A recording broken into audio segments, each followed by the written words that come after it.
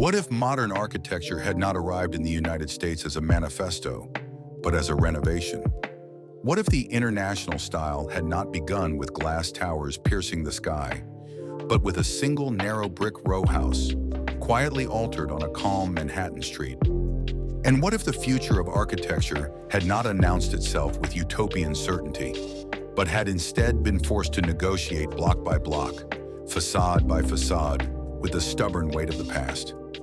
Hold that question, because the most radical architectural revolutions do not always arrive loudly. Sometimes they arrive disguised as repairs. This is the Lescaze House, designed by William Lescaze, completed in 1934, and widely recognized as the first modernist house in New York City. Not because it was the tallest, not because it was the boldest, but because it was the first to say, modern architecture does not need permission. East 48th Street, Midtown Manhattan. In the early 1930s, this was not a place of architectural experimentation.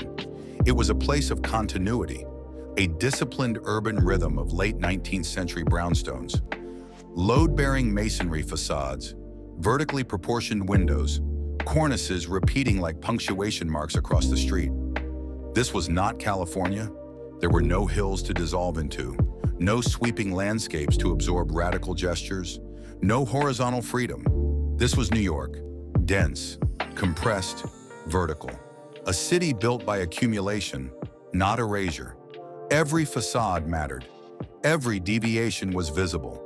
And within this tightly controlled fabric, Lascaz introduced something deeply unsettling. Not by demolishing the block, not by retreating to the suburbs, but by altering a single house. The Lescaze House began as an ordinary 19th century brownstone. Its revolution would not be structural, it would be visual, psychological, ideological. The battlefield was the facade. William Lescaze was born in Switzerland and educated in Europe, immersed in the intellectual currents of early modernism. He absorbed the lessons of Le Corbusier, the Bauhaus, and the belief that architecture must align with the realities of modern life: light, hygiene, efficiency, and rational order. But unlike many European modernists, Lascaz understood something crucial about America, and especially about New York. The city could not be wiped clean. It could not be rebuilt wholesale like a tabula rasa. It could not be replaced by diagrams. New York had to be converted. So in 1934, Lescaz chose the most radical act possible. He redesigned his own home, not as a theoretical exercise, not as a speculative prototype, but as a public argument embedded directly into the street. This was personal, and it was confrontational. Lescaz's belief was uncompromising. Modern architecture had to be honest, functional, and unmistakably of its own time, especially when surrounded by history. He rejected ornament as false memory. He rejected symmetry as empty habit. He rejected nostalgia as cultural paralysis.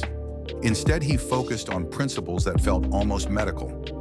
Light as necessity, hygiene as ethics, efficiency as dignity, visual clarity as truth. Nowhere would these ideas be more visible than on the facade. Where neighboring houses expressed solidity through brick and repetition, Lascaz erased mass. Brick gave way to smooth white stucco. Windows ceased to be vertical punctures. Yet he did not sever ties completely. He stitched the facade into its context by respecting proportions and maintaining continuity with the street's horizontal datums. The windows became horizontal bands stretching laterally, signaling a new way of seeing, moving, and inhabiting space.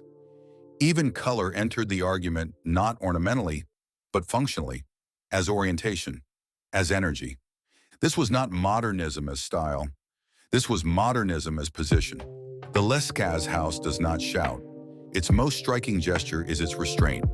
A precise, flat white stucco facade, steel-framed ribbon windows, and perhaps most radical of all, glass block. Glass block was not decoration, it was technology. It allowed light to penetrate deep into the interior while maintaining privacy in one of the densest cities in the world. This was modernism adapting to reality.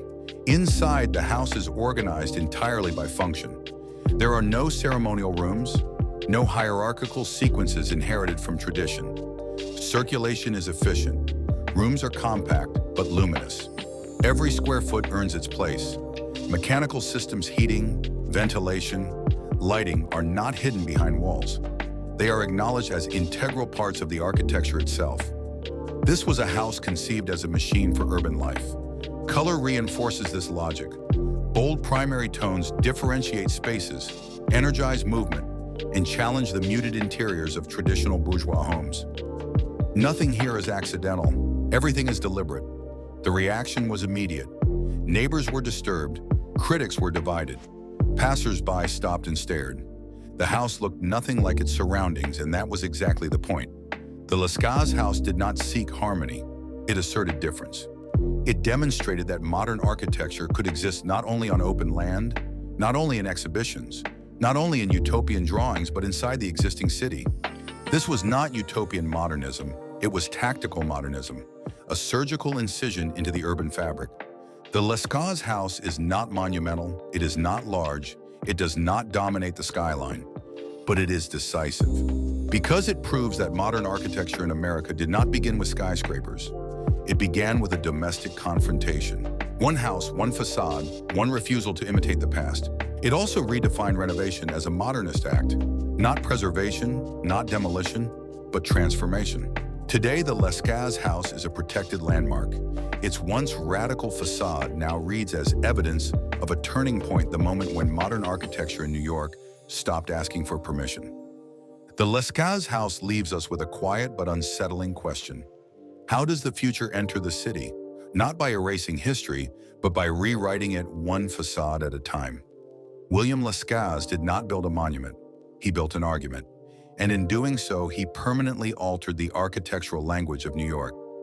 If this story reshaped how you think about modern architecture, subscribe to Space, Shape, and Scale. This isn't just a channel. It's a growing community tracing modern architecture chronologically, project by project, idea by idea. Because modernism did not arrive all at once. It arrived house by house, street by street, and sometimes a single bold facade was enough to redraw the future. Share your thoughts in the comments. Was Lascaz's renovation more radical than a new building? Can modern architecture only exist through confrontation?